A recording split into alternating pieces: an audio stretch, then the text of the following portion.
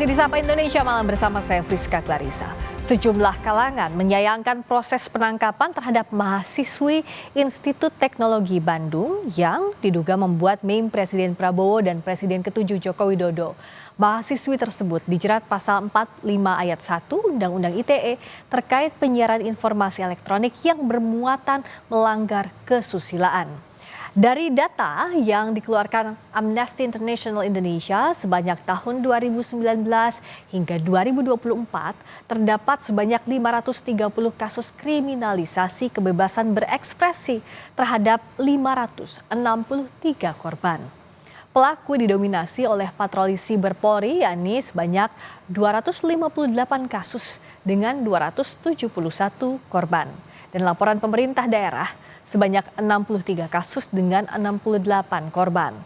Tepatkah jeratan pasal UU ITE pantas diberikan kepada mahasiswa ITB yang menyalurkan ekspresinya? Kami akan bahas soal ini usai informasi berikut.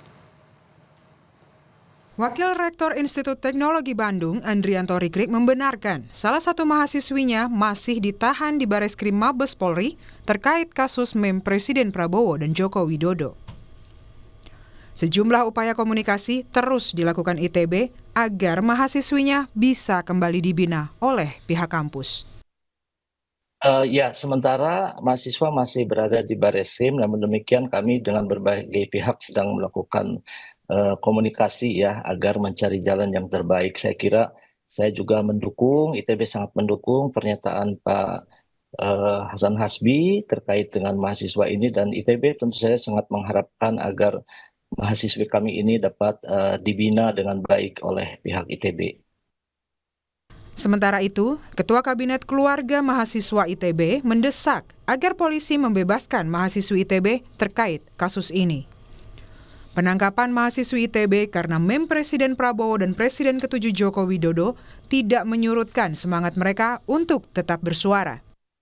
Dari kami sendiri sebetulnya tidak ada ketakutan, justru ini malah makin membakar semangat kita untuk pada akhirnya lebih bersuara dan lebih kritis lagi terhadap kondisi yang ada gitu ya. Karena memang kebebasan berpendapat, kebebasan untuk berekspresi dalam mengkritik sesuatu itu harusnya dijamin dalam undang-undang, bahkan dijamin secara internasional juga gitu. Dan kebebasan berpendapat untuk pada akhirnya mengkritik sesuatu itu tidak bisa pada akhirnya langsung dipidanakan seperti itu. Dari kami sendiri sekarang sedang melakukan upaya-upaya yang terukur juga gitu, supaya nanti pada akhirnya teman kami itu bisa bebas secara penuh.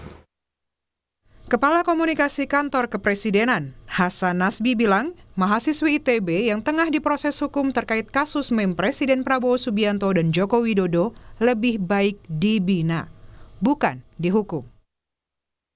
Kalau ada pasal-pasalnya kita serahkan ke polisi, tapi kalau dari pemerintah itu kalau anak muda ya mungkin ada semangat-semangat yang terlanjur ya mungkin lebih baik dibina ya, karena masih sangat muda, bisa dibina bukan dihukum gitu. Karopenmas Divisi Humas Polri, Brigjen Trunoyudo Wisnu Andiko dalam keterangan tertulis mengatakan, benar, seorang perempuan berinisial SSS telah ditangkap dan diproses. Tersangka dijerat pasal 45 ayat 1 Undang-Undang ITE terkait penyiaran informasi elektronik yang memiliki muatan melanggar kesusilaan. Direktur Eksekutif Amnesty International Indonesia, Usman Hamid, juga mendesak pembebasan mahasiswi ITB. Usman menyinggung jaminan dan perlindungan kebebasan berekspresi. Ya, yang saya dan teman-teman Amnesty cermati, penangkapan ini justru bertentangan dengan semangat untuk melindungi dan menjamin kebebasan berekspresi, termasuk berekspresi dalam bentuk mengkritik pejabat negara atau mantan pejabat negara melalui berbagai cara, entah itu tulisan, karya tulis, baik itu di ranah digital atau karya seni, baik yang bersifat satir atau sarkastik, seluruhnya adalah bagian dari kebebasan berekspresi yang tidak boleh misalnya dikriminalisasi. Karena itu kami mendesak agar jajaran kepolisian, khususnya Bareskrim Polri, untuk segera membebaskan mahasiswi tersebut, segera dan tanpa syarat.